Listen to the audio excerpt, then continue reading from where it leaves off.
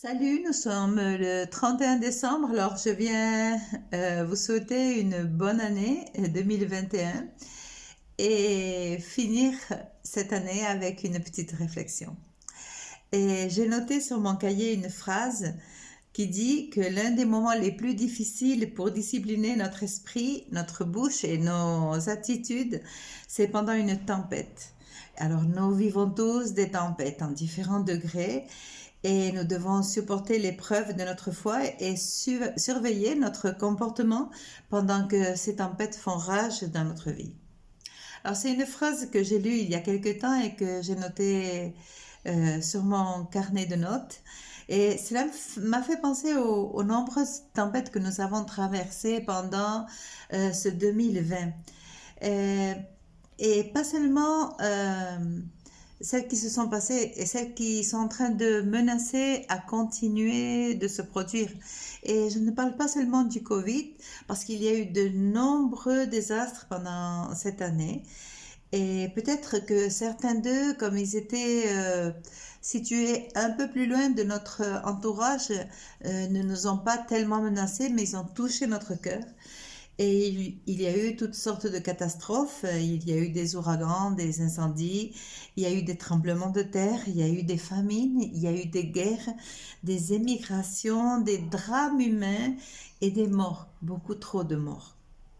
Des pertes donc, des deuils, un désastre social et économique, mais aussi un désastre spirituel, beaucoup de craintes et beaucoup de peur. Et par conséquent, une apocalypse d'idées, de sentences qui ont donné lieu à beaucoup plus de confusion. Et quand on ne sait pas quoi faire, on parle, peut-être que de trop, possiblement. Et je voudrais citer Ésaïe quand il parle du Messie et il dit il s'est laissé maltraiter sans protester, sans rien dire, comme un agneau qu'on amène à l'abattoir, comme une brebis devant ceux qui l'attendent. Et je remarque dans ce texte que lorsque Jésus a été soumis à la pression la plus intense de sa vie, il a décidé que c'était mieux de ne pas ouvrir la bouche. Et pourquoi?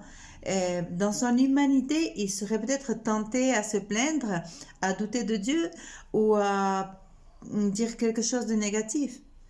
Et en Hébreu 4,15, on nous confirme que vraiment il a été tenté en toutes choses comme nous le sommes nous-mêmes, mais sans péché. C'était la différence. Et cette décision de Jésus est un exemple pour nous.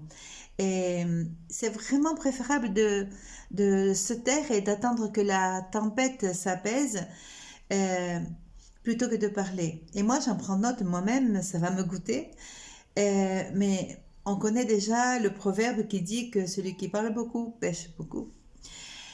Et cependant, la miséricorde de notre Dieu fait que sa promesse s'accomplisse. Et il a promis qu'il ne nous laissera pas être mis à l'épreuve plus que nous ne puissions le supporter. Et vraiment, ça preuve que les bénédictions sont en route. Alors, je voudrais vous montrer un exemple pratique. L'évangéliste Marc nous raconte que un jour, à la tombée de la nuit, Jésus a dit à ses disciples on va passer de l'autre côté, allons croiser de l'autre côté. Et ils ont quitté la foule, ils sont allés avec lui dans le bateau où il se trouvait. Il y avait d'autres bateaux qui l'accompagnaient aussi. Et puis une grande tempête s'est levée, et les vagues ont commencé à battre le bateau et commençait à être inondé. Et pendant ce temps, qu'est-ce qu'il faisait Jésus, il était à la poupe en train de dormir. Et ses disciples l'ont réveillé, ils ont dit mais maître, tu ne vois pas que tu ne te fais pas de soucis, on va se noyer. Et les tempêtes vraiment sont le meilleur moyen de perfectionner notre caractère. C'est excitant même quand Jésus nous dit faisons quelque chose de nouveau, croisons de l'autre côté. Quelle joie de commencer un nouveau projet et d'arriver jusqu'au but. Et nous sommes en train de terminer le voyage 2020. Nous sommes sur le point d'atteindre l'objectif. Et soudain, voilà un nouveau défi. Alors, faisons quelque chose de nouveau. Et il ne suffit pas de penser que l'année prochaine, de penser que le Covid va être fini et que nous enlèverons tous nos masques et nous aurons la liberté de nous embrasser. Parce que la phrase suivante, c'est croisons de l'autre côté.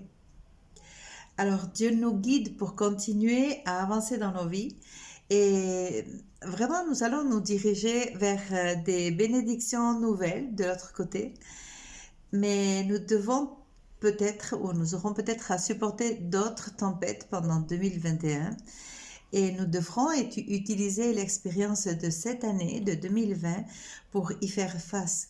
Ça prouvera que nous avons de la maturité. Et c'est dans ces moments difficiles que nous devons exercer notre foi. Parce que la foi, c'est pour les moments où nous n'avons pas ce que nous espérons, ce que nous attendons. Jésus a dit à ses disciples, mais pourquoi avez-vous si peur? Est-ce que vous n'avez pas encore de la foi? La foi, c'est comme les muscles, il faut les exercer. Chaque tempête que nous traversons nous équipe à affronter la suivante. Et la meilleure façon possible de le faire dans les moments d'épreuve, c'est que nous devons regarder les circonstances que nous traversons avec les yeux de la foi. Nous devons mettre de l'ordre dans nos conversations suivant la volonté de Dieu. Et faisons très attention à nos paroles, à ce que nous disons et à nos attitudes. Alors, je vous laisse un verset comme cadeau cette année. Il se trouve à Romains 8, 37. Et il dit que dans tout cela, nous sommes bien plus que vainqueurs par celui qui nous a aimés. Alors quoi? Qu'est-ce qu'on fait? On va faire quelque chose de nouveau? Traversons de l'autre côté. À bientôt!